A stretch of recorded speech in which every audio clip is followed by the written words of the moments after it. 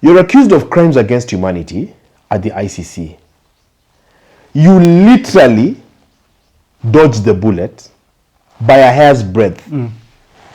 By not only being jailed in the West, but coming back home and becoming a president. My friend, if that happened to you, would you then start stealing? Nataka mnijibu. And your family owns land equivalent to a province. You own banks, you have interest in all manner of things. You run the biggest milk company in Kenya and East Africa. It operates in Uganda, in Rwanda, it goes up to Congo. Unless when you mwenda wazimu, huwezi iba.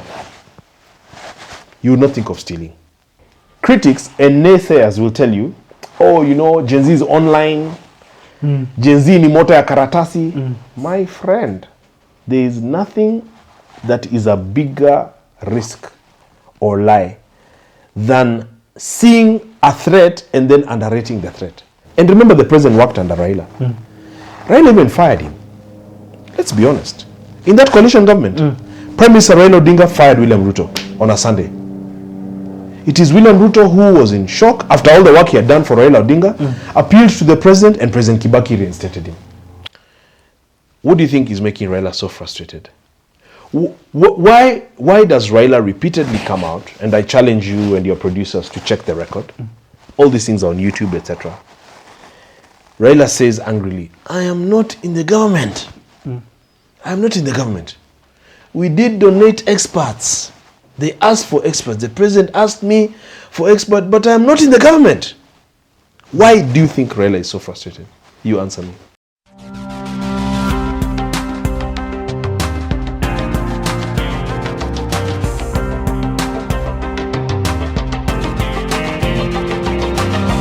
Great to see you. Hello there and welcome to Herman Manyora's YouTube channel. My name is Jadiel Kabiro. It is always a pleasure to have you joining us every single day for this conversations to help build both politics and policy here in Kenya. I'm with Mr. Benji Ndolo, political scientist, political analyst, political commentator and communication expert.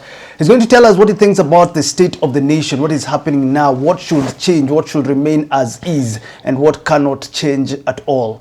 Benji, great to see you. How are you doing this particular? I'm very, very, very fine today. Thank you for having me. You're always a young man that I enjoy talking to.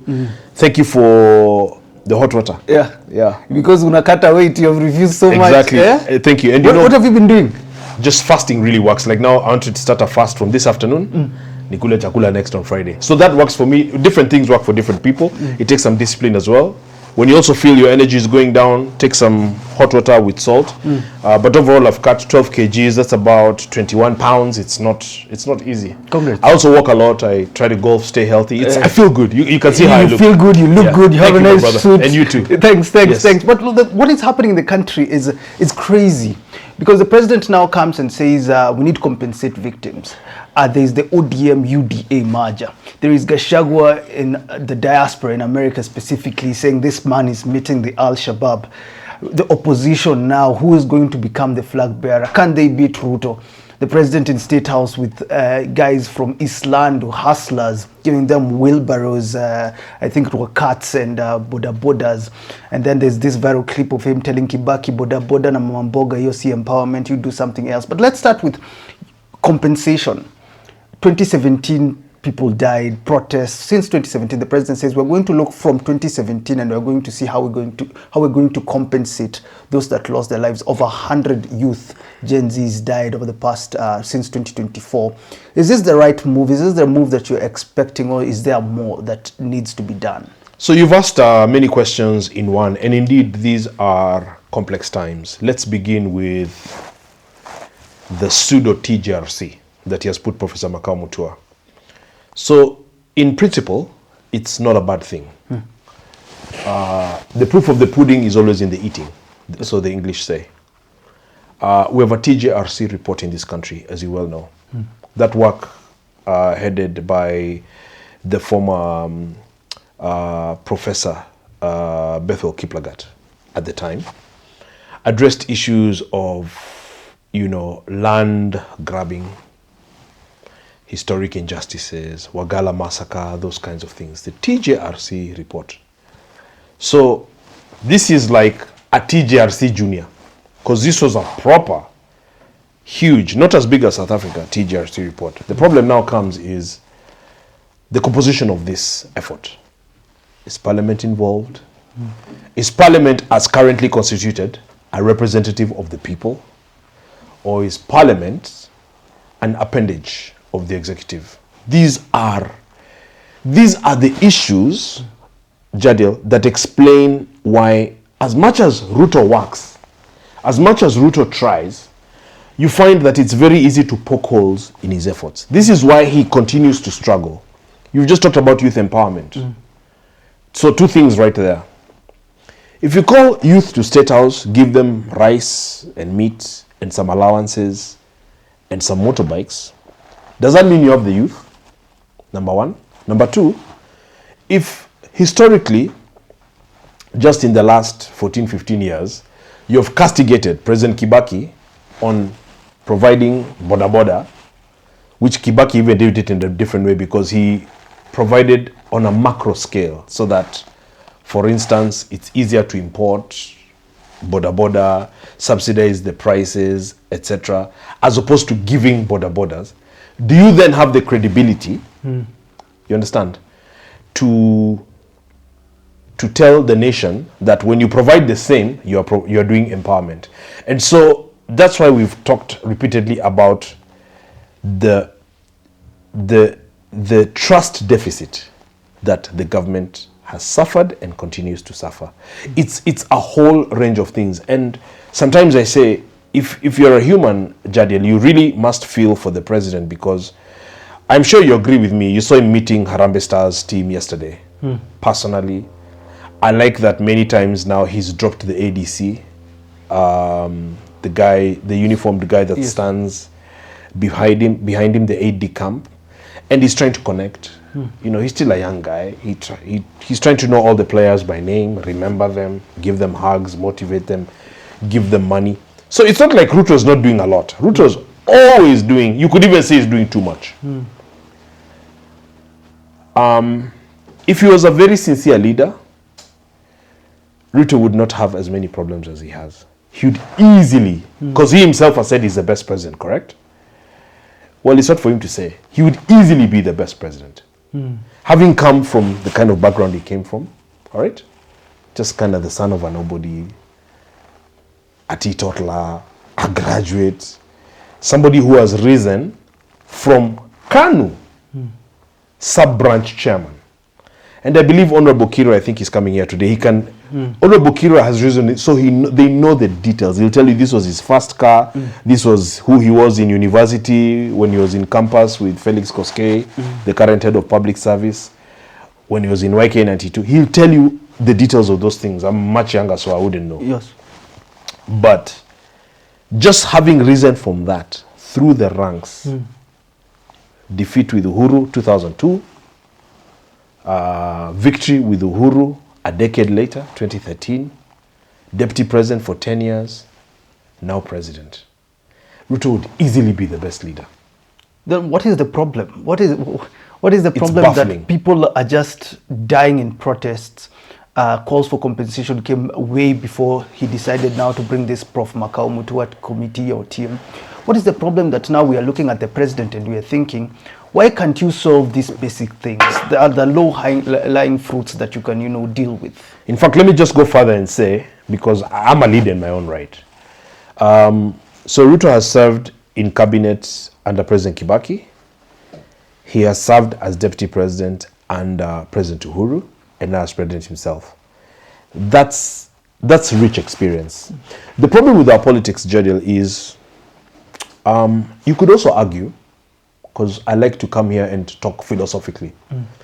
You could also argue that if you are in kind of a bad political culture, you could also be getting the wrong experience. In other words, you could be learning the wrong things. You could be learning looting, you could be learning manipulation, you could be learning corruption, you could be learning all of those things. And so that's why you see, like now, for instance, you talked about, abductions, kidnappings, killings, etc. And the overall misconduct of the Kenya police. Yes. Unless you've served in that system for a long time. If I was president today, for instance, I would not expect the president or the police to behave the way they behave. That would not be acceptable to me as commander-in-chief. I would expect... In fact, I saw a clip yesterday on the news, and if you just see how the police in general, you know, their hiring practice, their code of conduct, their professionalism or lack thereof, you can see that the bar is very low. You understand? And so, for a president like Ruto, I'm not sure that that bothers him. Because he was actually telling them, shoot them on the leg. See, that was a big mistake. That was a big mistake. Watapitia hospitali before they come to the courts. You see, and we talked about this the last time I was here. Let me just say what I once heard a guy say during Uhuru's tenure. The word of a president is like a bullet. You have to be so careful and so responsible, especially in a third world impressionable setting. Jadiel, what I'm telling you is that the way protocol works and the culture, I'm sure you'll ask me down the road about money. Where is all this money coming from? Jadiel, in this country, the position of the president, even though the new constitution of 2010 tried to dilute it somewhat, there's nobody in Kenya, apart from God, who is above the president of the Republic of Kenya. And that's why Uhuru once said that once you have umetangazwa, you know, no matter what people do, no matter what happens, umetangazwa, and once you've been sworn in fact, that's what he said, once you've been sworn in, it's immense power. And so, you must understand that there is a police officer who will lead a platoon and shoot in the head and kill in Kapsabet somewhere, in Trans Nzoia somewhere, because the president said if you come within the precinct of a police station, that is what should happen. Now, I understand that constitutionalism is what should be driving us, that we should have constitutional culture. But I'm telling you again that to be reckless in utterances, especially again in the era of the internet, because this is the difference between the 90s and today, is that the young people, the Gen Zs, you guys and others, a lot of the jobless youth, they're actually, I had lunch with some American friends of mine yesterday who've been here for months, and we just talked about politics. You know, it's always good to talk to an outsider. And they're like, you can just feel it, Benji. There is something happening in Kenya. And what is happening is also the young people are able to log on to the net, and they can see what's happening in Uganda. They can see what's happening in Cambodia, in the United States, in France. And they can feel that something is off in Kenya, and they feel that they're not going to accept that. It was very different when the society was more insular. All right? You had one TV station. Once in a while, it brings CNN. There was very little electrification. So, for example, until the late 90s into 2000, we had only 17% electrification in the whole of Kenya. Because of last mile efforts, etc., and projects with the World Bank, even in my village today, a show like this is being watched in my village. There's electricity. There's, even if it's cheap Chinese TVs. So people are much... This is what I've been trying to tell the president and his team over the last year, since the Gen Z protests, because I felt that their approach didn't really appreciate what Gen Z was saying, and we talked about that on the show here, and didn't really, you know, if you see many times the president is very unhappy. It's like he's not understand. He's like, youth are misbehaving. So he blamed the church. Okay? He blamed parents just recently. You know, they're not guiding the youth. You know, the youth are coming out in towns. They are risking lives. They're kind of not backing down. So he feels very disrespected. But what I've told them is, it can be easier for the president if he just understands. And I feel I really understand Gen Z. I understand their, you know, they're able to tell you you're wearing such and such belt. You see, it's the internet. they're able to do these AI things that they do. They're able to tell you that you're bullshitting, that you said this, but you actually did that. Yeah. You talked of reconstituting cabinet, but you brought the same guys back. The same guys are insulting them. They earn this, but the national per capita income is that. So they live in a different world.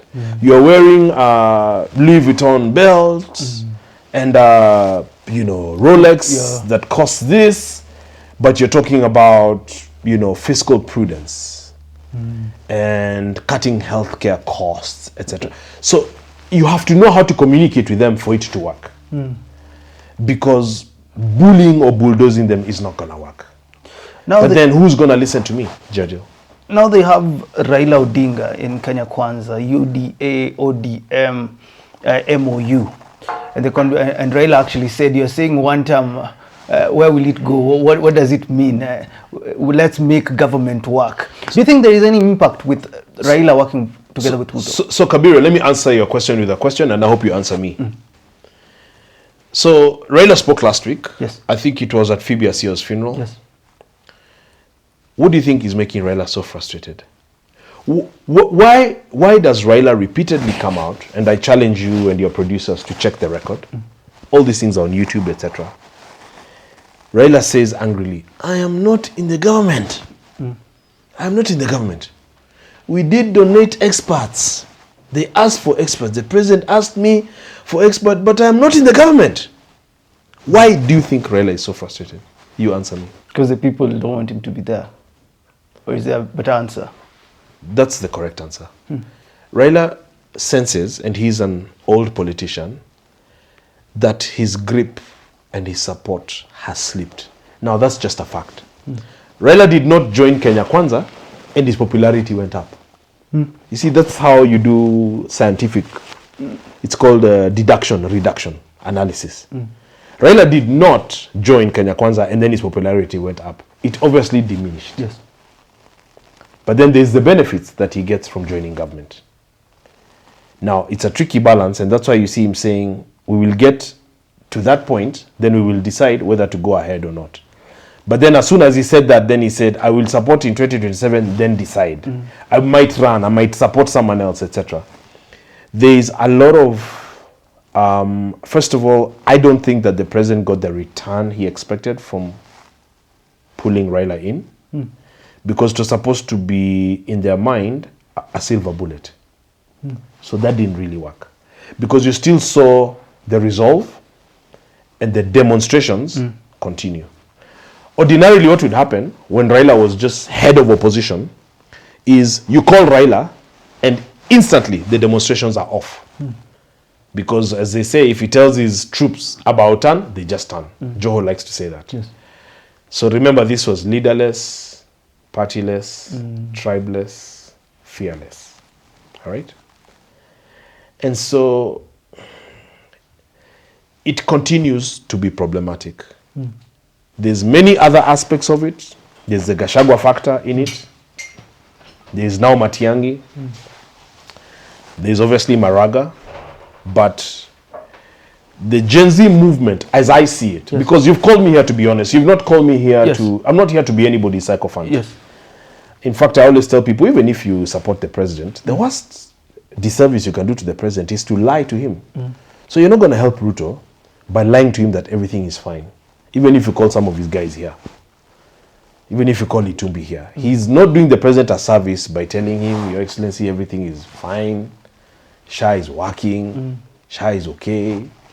Those things Kina Duale do. That's not going to help him. What's going to help him is an accurate assessment of the situation, an honest leveling on what the problems are, and passionate assertion of solutions with the best well-meaning intentions. So what do you think they're doing with the UDA ODM thing? Sifuna doesn't want it. Sifuna is the Secretary General. Why would your Secretary General be talking that way? Obviously, Sifuna is not a madman. Sifuna is a young, courageous, boisterous even, smart, educated lawyer. And when he did a major interview the other day, he was saying as SG that they were waiting for Gen Z to finish the job. And Yvonne Okwara asked him, what do you mean finish the job? And he's like, kick him out. Get him out of State House. That guy is still SG today. What does this reveal about Raila himself? If he has a party that is that confused and he's unable to resolve, there's Kabile Bamisi, there's Babu Owino, there's Edwin Sifuna, this side, and then the other side of those who are in government. I like your show because the kind of guys who watch this show on alternative media, you know, this is going to be on YouTube. It will be watched by scholars and other people for years to come. They'll watch and comment.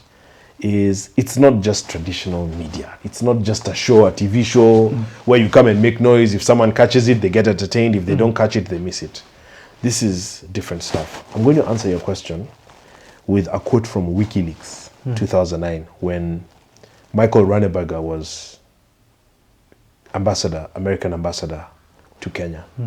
I'm going to quote WikiLeaks. So WikiLeaks, for those Gen Zs that don't know, was the American government is always listening, obviously, through the CIA and documenting what they hear. This happens when they go out to lunch with cabinet secretaries, when they visit the president, etc., when they have communications on email, etc., phone calls, so that the American government knows what's happening and how to relate with other governments for their own self-interest. And so in discussions, so WikiLeaks was a dump of these communications that are classified communications. So the ambassador in Kenya would send communications back to Washington to his boss about his experience in Nairobi, as he is still here. And on a briefing, the ambassador in Nairobi explained to his bosses at the State Department in Washington, I'm using a direct quote that you can check. And I think Snowden got into a lot of trouble for revealing that stuff. Edward Snowden, I think, was his name. That ODM is naturally disorganized. I just loved how, and of course Wazungu's English is their first language. So there's a way they'll put it that really makes sense. He said, Raila Odinga is the carrier of grievance politics. His own father was vice president in the first independent Kenya government. His father suffered detention, was removed from government, etc., etc. So he embodies the reality of grievances, that this has been done to us, that has been done to us. We have faced injustice. And he has a huge following around that. But then he's not able to convert the following into meaningful political reality. Raila Odinga served as prime minister under the man he had defeated, who still became president. All right? So he was not above the president, even though Raila Odinga made the man president, because Kibaki Tosha was a product of Raila Odinga. Again, I'm going to use another quote, and I really want us to educate Gen Zs, because we're very young at the time, that the coalition government of President Kibaki, where Raila Odinga had come in, is, I quote, a swamp of corruption, a den of thieves. These are quotes. A swamp of corruption. You had the maize scandal, even the current president was named in that. You had all manner of problems and issues and looting. You had a hotel, the Grand Regency, still under that regime, that changed hands in a very unprocedural manner. And on one of the days, you had also the selling of passports and citizenship, etc., under the late Minister Kajwang, also in that regime. And I remember one of the days when there was a lot of heated political debates on corruption on the ODM side. One of the ministers responded and said, "You're looking at us, but what about them?" And no, this is the same government. He's like, "What about Kimunya in finance? Kimunya is doing this and this. So why are you saying that I'm collecting 100,000 per passport?" It was terrible. And so this was revealed in WikiLeaks. And so Raila is always, and he's been a friend. politics is complicated. He had actually called on something last week. I didn't catch the call.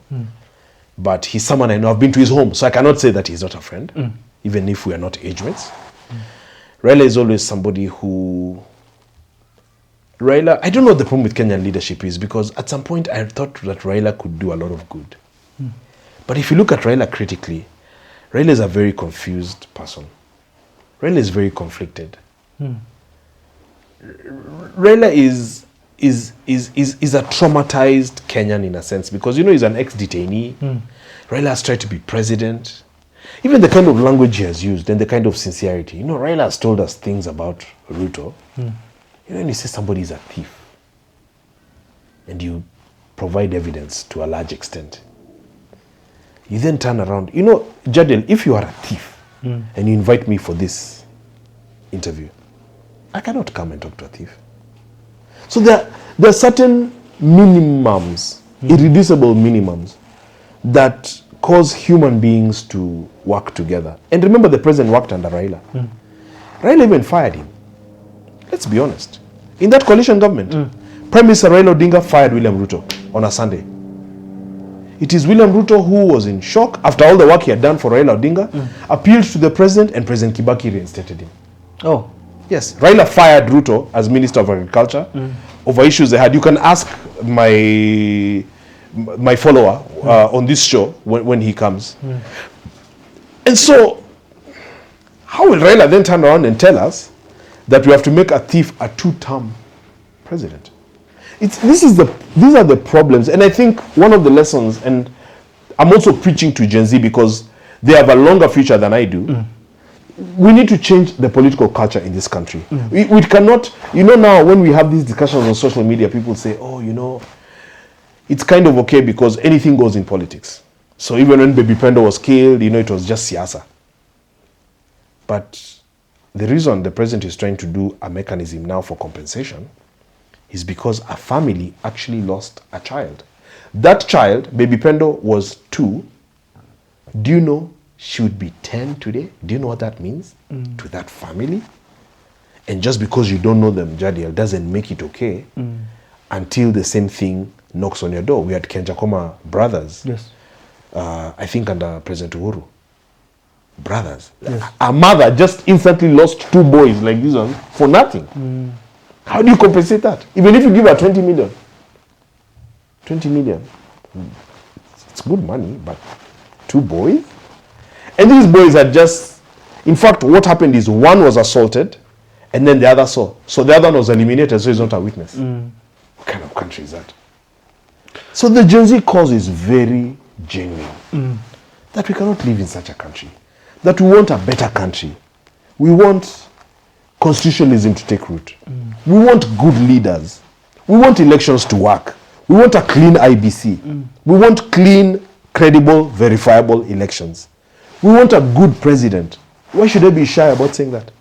But the president says he's the best president ever. And this has been one of my quotes that I've memorized from him, saying that he has the courage of Moi, he has the understanding, he has the courage of Jomo, the understanding of Moi, the education of Kibaki. Goes ahead and says, we started this agenda of development with Uhuru. I am the best president ever for this country. Do you think he is so far? It's not for him to say. You know that. It's not for him to say. It is for the people to say. I can see where he's coming from. And I started this interview by saying, it's so funny. 2 guys that could have actually been amazing presidents are Uhuru Kenyatta and William Ruto. For 2 main but different reasons. Number 1, and I really hope your audience hear me well. You're accused of crimes against humanity at the ICC. You literally dodged the bullet by a hair's breadth by not only being jailed in the West, but coming back home and becoming a president. My friend, if that happened to you, would you then start stealing? Nataka mnijibu. You evade being jailed. Yes. You become a president in your country. Do you start doing looting? The answer is no. Yeah. You can only dedicate yourself to the service of mankind and the service of God. Maybe I'm crazy. Because already as a president, you have a salary, you have security, you have a car, you sleep in state house, everything is catered for you. But what did Uhuru do? Deals all over the place. Eurobond is not explainable. They are borrowing. So 1.6 trillion turned to 10 trillion. I mean, don't believe me, read the Auditor General's reports, do your own research. So that tells you that these are crazy people. That tells you that that is a crazy person. Half the time you're drunk. And lastly, on this particular fourth president, your own father was a president. Baba yako ni rais, the first president. Your mom, who is alive, up to today, she's on government pension. And your family owns land equivalent to a province. You own banks, you have interest in all manner of things. You run the biggest milk company in Kenya and East Africa. It operates in Uganda, in Rwanda, it goes up to Congo. Unless when you mwenda wazimu, huwezi iba. You will not think of stealing. So let's park Uhuru aside, because he's one of the two. Let's go to the fifth. Let's go to the fifth. You've escaped ICC. You've come to back home. You've served as deputy president. All right? You've served as deputy president against the effort of the president, your boss, and the guy who used to be your boss, prime minister, who was arguably the biggest following in Kenya. Against all of that, you've also become president. And you are the son of a nobody. Nobody knows your father. Like me, I don't know William Ruto's father's name. I don't know if you do. I do. I don't know if it was Zacchaeus or Jeremiah. Umekuwa rais. It's like this boy sitting here. Somehow he becomes the president. Okay. You're not poor. Everything is catered for you. Would you be thinking of stealing? Therefore, those two could easily be, ironically, the best presidents ever. Because the only thing you'll be thinking is, mimi hata ningekuwa jela, so the only thing I can do now is, by the time I leave, I will transform Kenya. By the time I'm leaving, Kenyans will cry tears for me to come back. And that happened a lot, for example, in the US under President Barack Obama. Even kids, 5-year-olds. I don't know if you've met Barack. You've met him? Yeah, I've met him. I'm lucky. But nowadays we call it aura. Yeah. And you can't manufacture aura, or you can't buy aura. Yeah, you can't say, I want aura, let me go to Baraton University. Or let me go to Harvard. The guys here, all these funny guys you see running around here talking nonsense. I don't want to name them by name. They've been to Harvard University for courses. You can't buy aura. So Barack has an aura, an authority, a sincerity, an authenticity that you cannot just pick in a campus or pick from a mganga or buy. You get. And so when he was leaving, even kids were like, President Obama is leaving after 2 terms. And he's a great guy. He's not perfect. He's not an angel. He's had his mistakes. But you can easily be a transformational leader. So to be a transformational leader is not for you to say. It's not for you to proclaim. It is for others to gauge your performance. And here, I'm also speaking, Jadiel, as you well know, as somebody who's supported the president in the past. Because I gave him the benefit of the doubt. And we had expectations. And like I said, he's trying, but he's not up to scratch. Where do you think he went wrong? Because he says, I'm getting a lot of backlash. This is not what happened with Kibaki, Uhuru, even Moi. Where do you think he went that wrong? It's such a good question, and I find that you're such an asker of good questions. So, personally, I think the president overpromised, number one. I think he overpromised. I think it was such a vigorous campaign. So he really wanted to triumph so bad. So he promised a lot. The president overpromised, and also when he got to State House, and I hear this, of course, as a political analyst, I talk politics everywhere I go. Even the driver who just brought me now, You know, I said, oh, I'm doing an interview. He told me, huyo mtu hakuna mtu anarudisha huyo mtu. And it's important to get that sentiment. There's something they call nowadays sentiment analysis. And you can really lie to yourself. Sometimes when you're in power, power can delude you. I think you were on my space the other day on Sunday, and you had someone saying, you know, it's not impossible to remove a sitting president. Far from it. It's very possible to remove a sitting president. And it's just a matter of, again, you know, they kind of forgot the reality on the ground. You know how he had said, tunataka kuanza chini, tukienda juu. Priority is mama mboga, mtu wa beba, boda boda. Si kupangwa mabwenyenye. So tunaenda chini, tukienda juu. And then such mistakes like, you know, when they got there and Gachagua kept saying they found empty coffers, the government is broke. And then it turns out to be not true. So then you arm Kenyans to think that you guys are actually liars. And if you're liars, you're obviously not worthy of high office. And all of this stuff. And of course, Raila at the time was also doing his fair share of adding to that by labeling the president a thief, a murderer, etc. Now his former deputy president is the one doing that.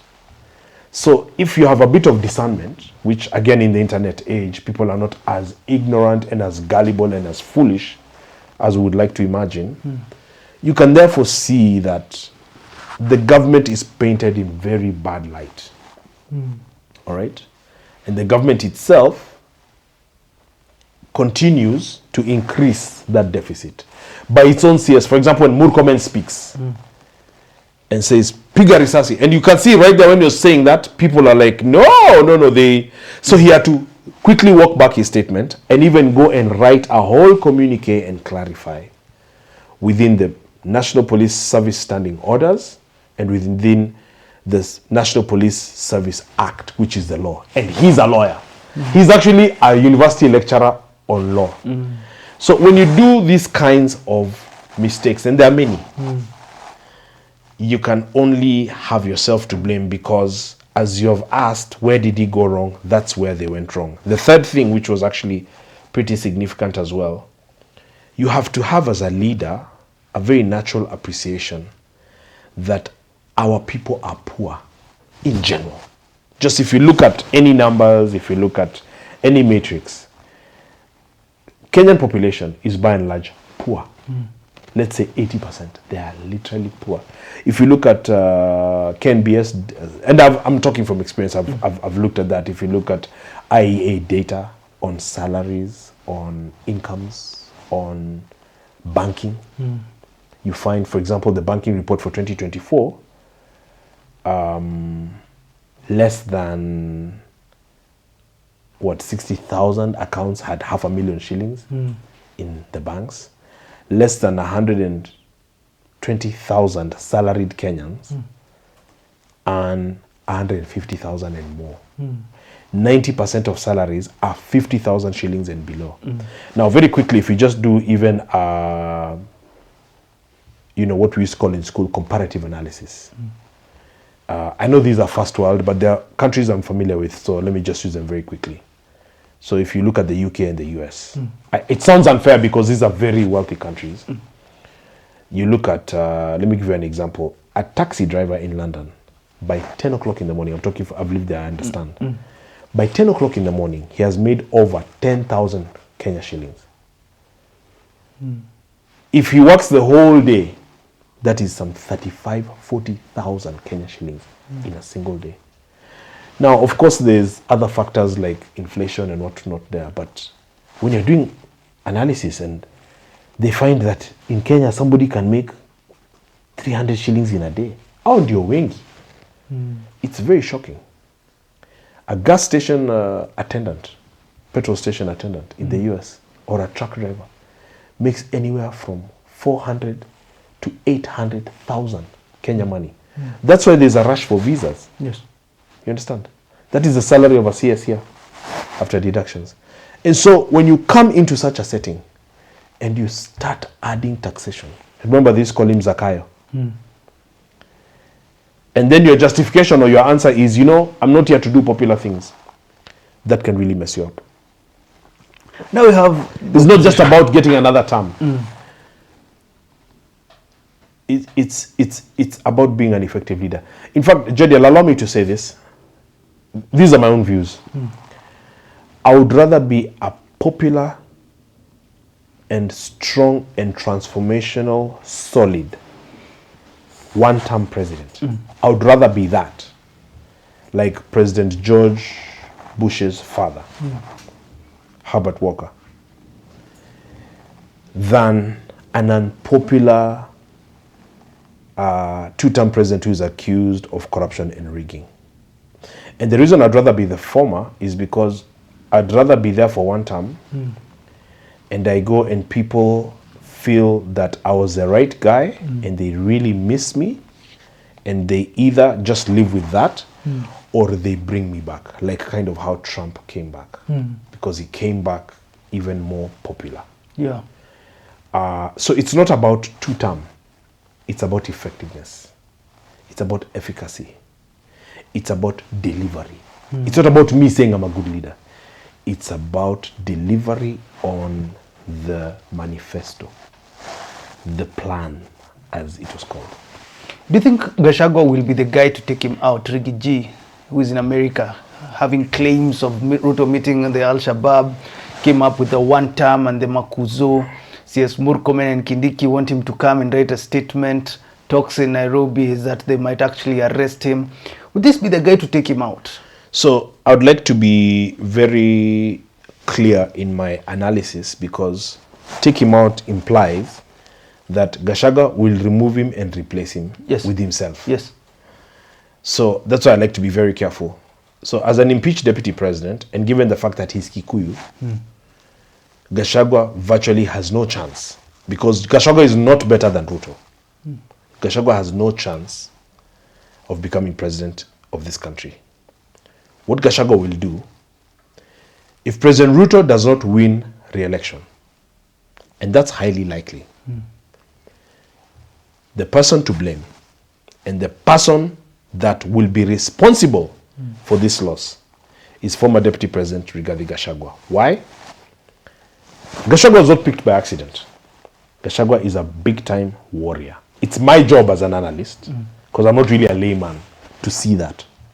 So I saw that long ago when Gachagua used to do television panels and interviews, like I do, mostly at KTN, that's where he'd be. And you could see that he is a very confrontational and very articulate fighter. Part of his style is using names. So at the time, and if you just go and research, you'll find that at the time he was Mathira MP, and he was very caustic, very toxic.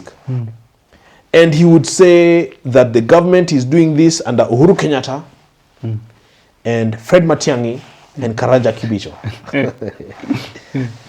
That they're using money, they are manipulating people, they are kicking the deputy president William Ruto around, and us, the people of the mountain, we have decided and we are going with William Ruto.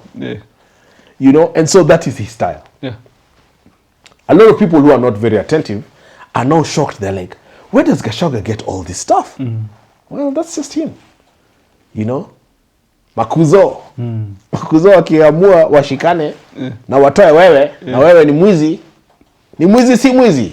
Aende asiende. Hi cousins. That's Gachagua. In politics, that's extremely effective. So they did that number with Ruto against Raila. And Raila, who's an older man, I mean, they made mincemeat of him. And so this is what he's doing to the president now. He's doing the president a lot of damage, nationally, psychologically, his image, and even internationally. In fact, I saw him giving an interview yesterday to China TV, and I'm like, Gachagua. In fact, a lot of guys in government, they're describing Gachagua as a madman. And usually if you hear people just taking time, it means they're so bothered. And Gachagua is very vicious. He is very vicious. It's why Ruto picked him against Kindiki. Even the way he refers publicly to Kindiki, Muliona soprano, simulisikia. Yeah. You're soprano. And then when he starts, you find that even Shoshos are listening very clearly because he's able to tell a story. Kuna kitu hapo. Yeah. So this kind of public derision, Farouk, and that's his style. He names names. Huyo ni muti ya Kasongo. It is very damaging. What would be your advice to government when it comes to dealing with him now that this Al-Shabaab conversation is up? And remember, like now on this Al-Shabaab conversation, so Gachagua until less than a year ago was a consumer of classified intelligence briefs. All right? Every morning. The president, it's part of the presidency. So the daily briefing, in the National Security Council, chaired by His Excellency the President, the deputy president sits there. I have a bit of work experience in this, so I understand the infrastructure and the architecture. The CS Interior sits there, the Attorney General sits there. You've seen the things Justin Muturi, former Attorney General, has been saying, because he also has sat in the council. So when somebody like Muturi tells you how Ruto is calling him, asking him to sign this and that he's manifestly corrupt and there's no one more corrupt than that, and Gachagua tells you that the president was meeting Al-Shabaab at night, he tells you where, etc., etc. So to ask him to be arrested it serves two purposes. One, it's an intimidating tactic. It's supposed to intimidate him. But secondly, and this is what happened with Hassan Joho when he was governor of Mombasa, 001 county, that's what's going to build him politically. That will build him big time. It gives him the attention he craves. And so that's why I'm saying that a lot of these interviews that he's done, and they've had, he did an interview with Obina, which in a day had 1 million views plus in a day. And it was very damaging. So the solution cannot be to kill him. The solution cannot be to arrest him. The solution, my own take had been, after the Gen Z protests, I have said repeatedly, the president has had a golden chance to pivot. And I remember on that big interview with Linus Kaikai and Eric Latif, and who am I missing? Joe Ageo. The president, it was a tough interview, and I commend the president for having the courage to sit down. You can imagine in the Moy, you could not just ask him. It takes a lot of men to take questions, tough questions. They're fraught with error. Like now he thought that young boy who had been shot was actually alive, but that boy had died. So the interviews can be very tough. And a lot of leaders don't like to do interviews, because you're on the record. And, I had said at that time that, and he was asked, do you understand what the Gen Z are saying? And he said, you could see he was a bit uncomfortable. He said, I think I understand. But Linus was very aggressive with him. And he said, Your Excellency, you don't sound like you understand. Yes. It was a tough interview. But the solution at that point was to pivot, to get a lot of these guys that he got out, Kina Njuguna Ndungu, what's this guy from Meru called? Midhika Linturi, all these, there are a few jokers he had there. But then when you shuffle Kina Duale and Murkomen, in essence, you don't pivot. So the response cannot be abductions with DCI squads and NIS squads in unmarked cars that are hooded, masked, etc. Against court orders. So again, and this is one of the things also that defined the Uhuru presidency. Uhuru is the son of a president. And as a president himself, you could imagine the contempt Uhuru had for everybody, for judges. Uhuru even didn't have Uhuru's a nice guy, for sure. He's social, he's a guy you can hang out and have a drink. Uhuru didn't even care to tuck in his shirt. Uhuru could just come out in a kitenge or mashati and say anything. It's like Kenya is just a kiosk. It's Kenya's personal property, and he could care less. Remember the whole Miguna saga? Yes. I think there were 17, 18 court orders that were just trashed, by the president and his handlers. Yeah. And so that is always a bad thing for the rule of law. And if President Ruto had been able to really pivot decisively, decisive where you can see, Yes. the president has just changed, that would be a very big win for him. And that is actually what would guarantee him re-election, not Raila's friendship and support. You talked about re-election, Ruto less likely to be re-elected. When you look at the opposition, what are they doing right? And can you say really that Ruto can be beaten? He has the money to hit the ground. He has every resource to get anyone in his side. Do you think Ruto can be beaten this time round? I'm going to answer this question in a scientific and fantastic manner that you're going to love, because I prepared for this interview and I kind of had a hint of what you will ask. I like to take time and look at these things very carefully and very objectively, very thoroughly. So I'll use nothing but numbers and statistics. I'll remind you that the president won with about 200,000 votes the last time. That's a small margin, maybe 1%. So it was not a rout. It was not a landslide by any measure. Yes. In fact, the other side said he rigged. Yes. So let's park that. The president is going to have money. He's going to have money. That's not in question. Where that money comes from is another question. The president is going to have a lot of money. Yes. Let me highlight 5 constituencies, maybe 6, that are a problem. And I must be honest. I challenge you to go and do your research. We can do part 2 of this interview. Yes. Number 1, constituencies against the president. The president, by his own admission, is unhappy with the church because the church is unhappy with him. The church, serious leaders in the church have made very tough castigating statements publicly against the president. I don't have to name them. Bishop Marigo Tanjiro, who was in UDA, was one of them. And the president has said that the reason Gen Z are behaving this way is because church leaders are not taking time to lead congregations, to support the government, and parents are not raising their children right. I'm just quoting the president. Yes. So the church has turned decisively against Ruto. That's number 1. Number 2, Gen Z. And Gen Z is not just an age set. Gen Zism has infected millennials, Gen X's, even Waz's. Because see, Gen Z started to question courageously, to confront the issues that people knew all along, but they just didn't have the courage to confront. Because Gen Z was not mobilized by anyone. It was not, they addressed the issues. For example, tribal mobilization is a problem. Corruption, ethnic manipulation, all these, leaders being bribed, being usurped, constitution being violated openly. That is all Gen Z, which Professor Kivuda Kibwana, I don't know if you've heard him here, calls Gen Zote. So Gen Z is a problem. Now, critics and naysayers will tell you, Gen Z is online, Gen Z ni moto ya karatasi. My friend, there is nothing that is a bigger risk or lie than seeing a threat and then underrating the threat.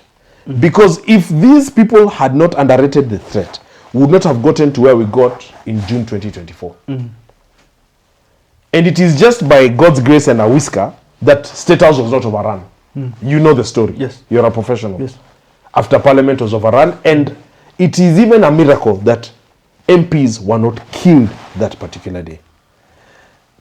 6 hours before that happened, if you had spoken to me, I could have told you what is going to happen. And if you just check Twitter carefully, you can see the documentation of all of that. So it tells you that predictability is not there. Accuracy, they've gotten better, yes, but they made a lot of mistakes. And I kept saying, the people around the president, how have they gotten themselves, better? Have they gotten better in any way? They've gotten a bit better because you see now they've understood what the issue is.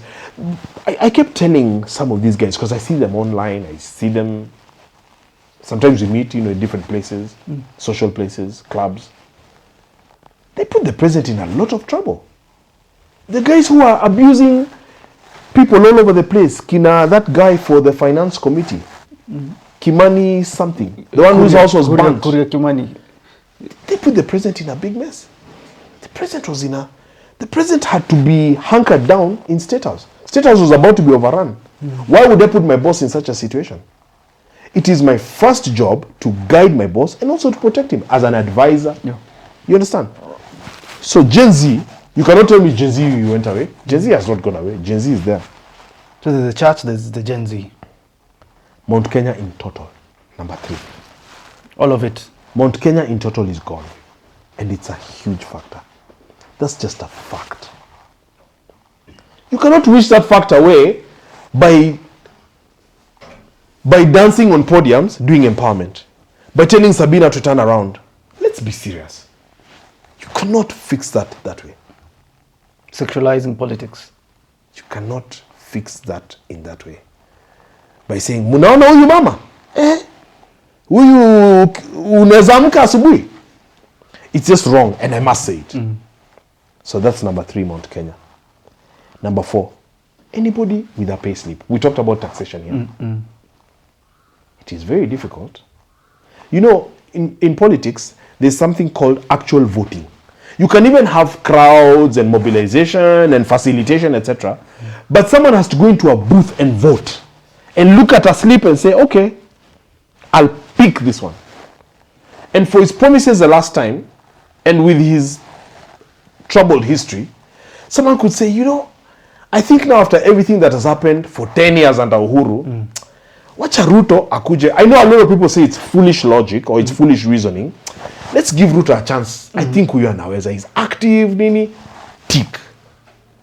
Now in this particular instance, people with a payslip, to go in there after everything that has happened and say, okay, let me vote Ruto again. That's problematic, Kabiro. Let us be serious. Number 5, hustlers. With all their hopes and aspirations. Hustlers. The same hustlers who are in State House last Saturday. They're in State House to eat lunch, to take pictures. They've never been State House before. That does not translate to votes. And this is the crisis that Raila used to find himself always. He has got crowds in Uhuru Park, in where people are running around chatting. Half of those people have no votes. So it doesn't translate to real support. Mama Boga, Beba, all of those. A lot of those people are very disappointed. And so those 5 constituencies I've given you. Let me add a 6th. Yeah. Let me add a 6th. So in 2022, you had 8 million registered voters, 8 million, who did not vote because, according to them, none of the candidates, Ruto or Raila, was palatable. You cannot tell me, after now Ruto's first term, someone who did not want to vote for or hear anything of Ruto in 2022, and I know because I used to meet them all the time, as I was campaigning for Ruto, they didn't want to see my face. Because, Benji, how can you give Ruto a chance? You cannot tell me that that person of the 8 million can somehow, in 2027, 5 years later, after seeing everything that has happened, vote for Ruto again. So that's a block that's also gone. But the question is now, who's the alternative? Do you have an alternative for Kenyans? David Maraga or Mtata? Maraga is a good man. He has his own small issues. But my own prediction as a political analyst is, and again, let me use the words of Gachagua. I've said Gachagua is worse than Ruto. Opposition haitagawanyika. Sisi hapana wajinga. Sisi hapana wajinga. So a leader will emerge from the opposition of the ones who are there. Interestingly, all of them apart from Maraga are in the US. Kalonzo has been there, Matiangi, at the same time Gachagua, Martha Karua. So one will emerge, and then when they back that one, the president's strategy will be to split the votes by maybe raising another one. But also those were tactics from the 1990s, which now Kenyans know. So that it will just be the president against one candidate. And the chances of the president losing, therefore, would exponentially rise mathematically. Do you think he will be two-term or one-term, William Ruto? I don't want to sound like a slogan purveyor. Yes. The president, if he's not careful, he'll be a one-term. He needs to... And to be fair, I don't know if you've noticed, in the last few weeks, especially with these Harambee stars and stuff, the president has, even doing this Macau Mutua thing, etc., the president is trying. I feel like now he's trying to pivot. It might be a bit late in the day. If he's not careful, he'll be a one-term. Well, if he's not careful, he'll be a one-term. That's Benji Ndolo, the political scientist, for you. Just as always, final words to Kenyans watching you today, thinking, is there hope with William Ruto? Is there hope with Rigathi Gachagua and the opposition? And will we have a country post-2027? Even maybe after today, you never know. Fellow Kenyans, the whole era of political manipulation, bribery, harassment, and all of that has to be a Kenya of the past. We are in the internet age, in the information age. Young people, whether jobless, whether employed, you now know more, you understand more. Take time, understand the constitution. Let's look for leaders. We need women reps, we need senators, we need MPs who actually carry your dreams and aspirations, who actually listen, who open their door and listen to Kenyans. Let us never lose hope. Let us get ready, even if it is 2 years away, because August 2027 is exactly 2 years away. Let us purpose to interrogate and actually to elect leaders where we're not crying for the next 5 years. And therefore, let us enhance brotherhood, sisterhood, unity. You can differ. I can differ with Jadiel without thinking of killing him. So no matter what will happen, we will try to have a clean election where we, the people, our voice will be heard. Whether IBC try to play games or not, wewe unatoka, unapiga kura yako, yenye utalala ukijua ni mimi nimechagua Ruto, and live with that choice. Ama ni mimi nimekataa Ruto. As for me, as an analyst, you never hear me engaging in name calling, mambo ya kasongo and all of that. I leave to others. Me, I'll just respect the office and the holder, and always level with you guys and help you guys walk a journey that assists you to make the correct decisions that, again, we can live with. Well, thanks for having me on the show, and God bless you. Thanks for what you're doing with Twitter, X Spaces. I try. And actually... Every Sunday? Yes, every Sunday, 8 p.m. I run an X Space with former NTV journalist Dibal Ainea, who I think is at TV47 now. We try to keep it objective and clean. So we invite you to our panel. You're a great guy. I like what you're doing. I like your energy. I like your enthusiasm and your consistency. Come, let's talk. We title it People and Politics. And guys, join the X Space. We give anybody the microphone.